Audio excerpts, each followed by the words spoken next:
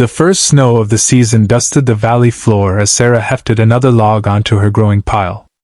Her breath came out in white puffs, and her shoulders ached from hours of work, but she couldn't stop now.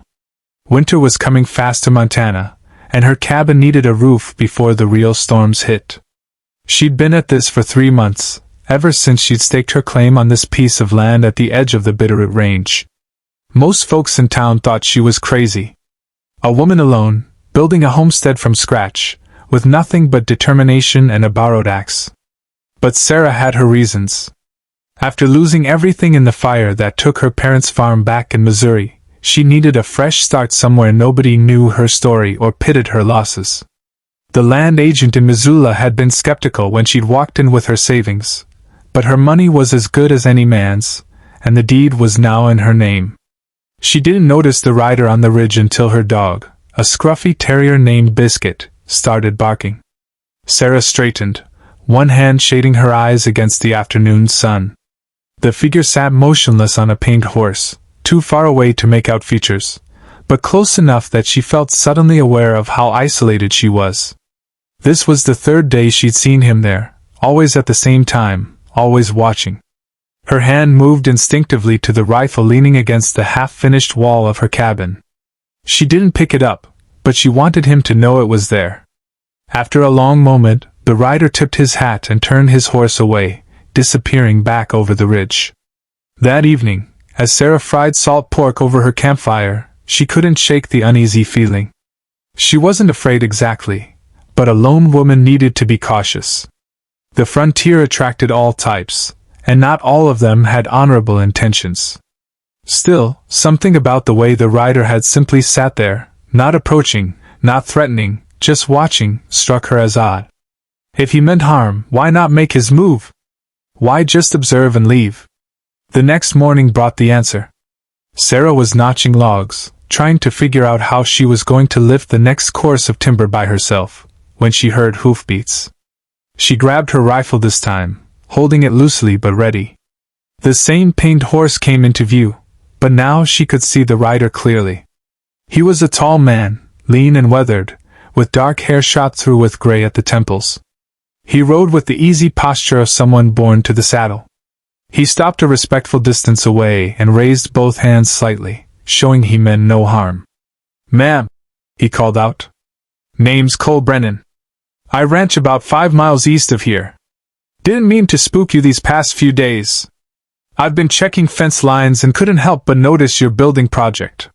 Sarah kept the rifle in her hands but lowered it slightly. "Mr. Brennan, I'm Sarah Mitchell. And yes, I'm building a cabin. Is there something you need?" Cole shifted in his saddle, and she could see he was choosing his words carefully. "No, ma'am. I just wondered if you could use some help. Those logs are heavy for one person, and I've got some experience with cabin building. My boys and we built our place 6 years back." "Your boys?" "I've got 2 sons, 10 and 12. Their mother passed 4 years ago." He said it simply, without asking for sympathy, just stating a fact. "We manage well enough, but I know what it's like to take on more than one person should carry alone." Sarah studied him. His clothes were worn but clean, his horse well cared for, and his eyes held a straightforward honesty she wanted to trust. But trust didn't come easy anymore. "I appreciate the offer, Mr. Brennan, but I'm managing fine on my own." He nodded slowly. "I can see that. You've done impressive work for one person. But winter comes hard up here, especially the first one. If you change your mind, you know where to find me. 5 miles east, follow Copper Creek. The Brennan Ranch." He turned to leave, then paused. "Ma'am, one more thing. There's a pack of wolves been running the valley. Lost 2 calves to them last week. You might want to keep that rifle close and your dog closer." Then he was gone, and Sarah was left standing in the clearing with Biscuit at her feet, wondering if she just made a foolish choice out of stubborn pride.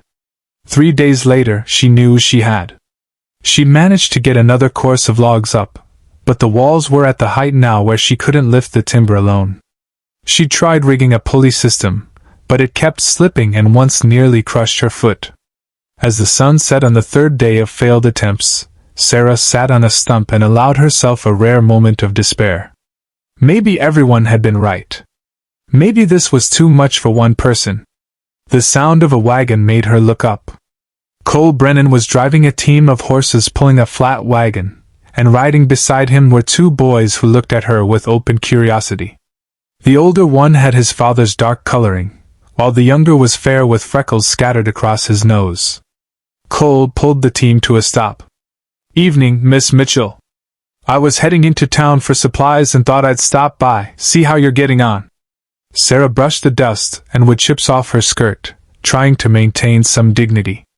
"Mr. Brennan," the older boy spoke up.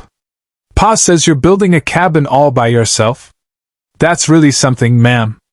Despite herself, Sarah smiled. "Well, I'm certainly trying. What are your names?" "I'm James," the older boy said. "And this is my brother Thomas. Pleased to meet you both." Sarah looked at Cole, and something in his expression made her defenses crack just a little.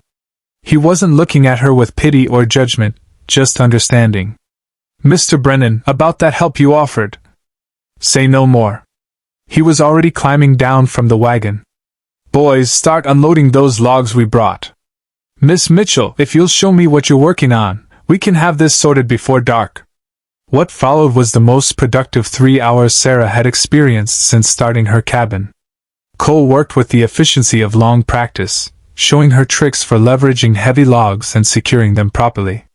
The boys ran errands and fetched tools, their energy and enthusiasm infectious.